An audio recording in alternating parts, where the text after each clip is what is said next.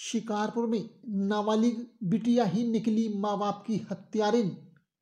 लड़कों से बात करने पर माता पिता द्वारा की जाती थी पिटाई। नशे की गोली का पाउडर पानी और दूध में मिलाकर माँ बाप को पिलाया।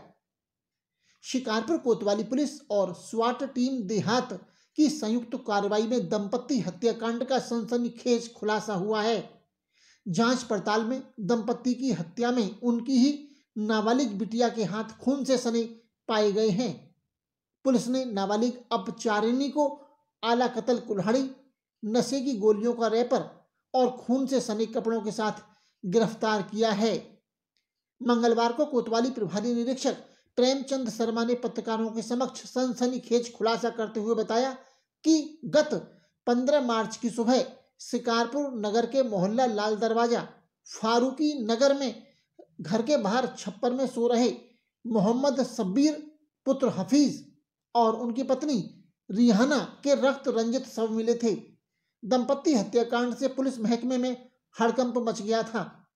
आनन फानन में एसएसपी श्लोक कुमार ने मौके पर पहुंचकर पुलिस को दंपत्ति हत्याकांड का खुलासा करने के निर्देश दिए थे। एसएसपी ने हत्याकांड का खुलासा करने के लिए 4 टीमें गठित की थी। इस मामले में मृतक मोहम्मद शब्बीर के छोटे भाई आसिक ने अज्ञात हत्यारों के खिलाफ मुकदमा दर्ज कराया था। कोतवाली प्रभारी निरीक्षक प्रेमचंद शर्मा ने बताया कि शिकारपुर पुलिस और स्वाट टीम देहात की छानबीन में हत्यारोपी बेटी के मोबाइल में एक ऑडियो पाई गई, जिसने पूरे घटनाक्रम का खुलासा किया है। ऑडियो का हवाला देते हुए कोतवाली प्रभारी ने बताया कि दंपत्ति की बेटी द्वारा एक युवक से नशे की गोलियां लाने की बात कही जा रही है। दूसरी तरफ से युवक गोली लाने से मना कर देता है। कोतवाल ने हत्यारिन बेटी से पूछताछ के बाद बताया कि उसके द्वारा एक अन्य युवक से नशे की गोलियां मंगवा ली गईं, जिसके बाद उसने उन गोलियों को पानी और दूध में मिलाकर अपने माँ बाप को पिला दिया, जिससे वह नशे में अचेत हो गई। जिसके बाद नाबालिग बेटे ने अपने माँ बाप पर कुल्हाड़ी से प्रहार कर दोनों को मौत की नींद सुला दिया।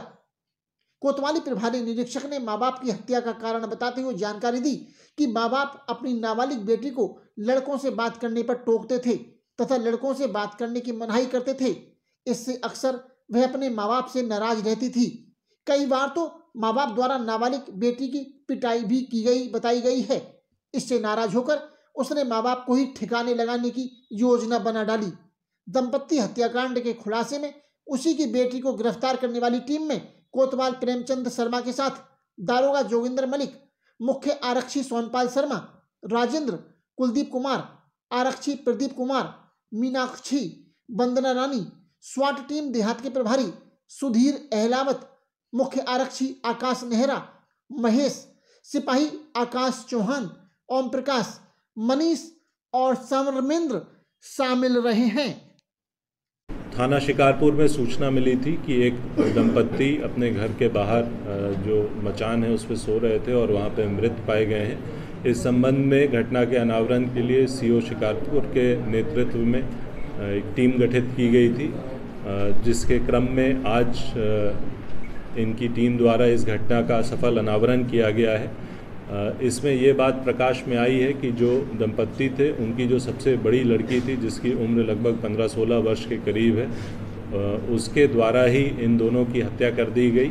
जब इससे पूछताछ की गई तो ये बताया गया कि इसके अन्य लड़कों से बात जो होती थी उसको लेकर इसके माता पिता नाखुश रहते थे और इसकी कई बार मार पिटाई करते थे, जिससे ये काफ़ी दिनों से क्षुब्ध थी। इससे पूर्व भी इसने एक बार प्लानिंग करी थी, हालांकि उस समय ये सक्सेसफुल नहीं रही थी। घटना वाले दिन इसने 20 नशे की गोली मंगवाई और इनके खाने में मिला दिया, जिसके बाद ये लोग बेहोश हो गए। उसके बाद इसने एक छोटी कुल्हाड़ी से उसके पिछले हिस्से से इनके सर पर वार किया, जिससे कि इन दोनों की वहीं मौके पर मृत्यु हो गई। और उसके बाद घर में बाहर से ताला लगाकर ये पड़ोस के घर से अपने घर में अंदर जाकर सो गई। और उसके बाद फिर सुबह इसी ने अन्य लोगों को सूचना दी कि घर में ऐसी ऐसी घटना हो गई, कोई अज्ञात लोग इसके माता पिता को मार गए हैं। घटना के बाद इसने जो वेपन था उसे पास में ही एक भूस के ढेर में छुपा दिया था, जिसको जहाँ से कि इसकी निशानदेही पर ये वेपन बरामद कर लिया गया है। पूछताछ के आधार पे, अन्य साक्ष्य के आधार पर इस बाल अपचारी को जुवेनाइल जस्टिस बोर्ड के समक्ष प्रस्तुत किया जा रहा है तथा अग्रिम विधिक कार्रवाई सुनिश्चित की जा रही है। सर, नशे की गोली बेचने वाला जो लेकर गया उन लोगों का, जो लड़का इसमें नशे की गोली सप्लाई किया था उसे भी हिरासत में ले लिया गया है। उसके पास से कुछ अन्य नशे की गोलियां भी बरामद हुई हैं, जिसके आधार पर NDPS एक्ट के सुसंगत धाराओं में मुकदमा पंजीकृत करते हुए उसे भी न्यायिक अभिरक्षा में भेजा जा रहा है।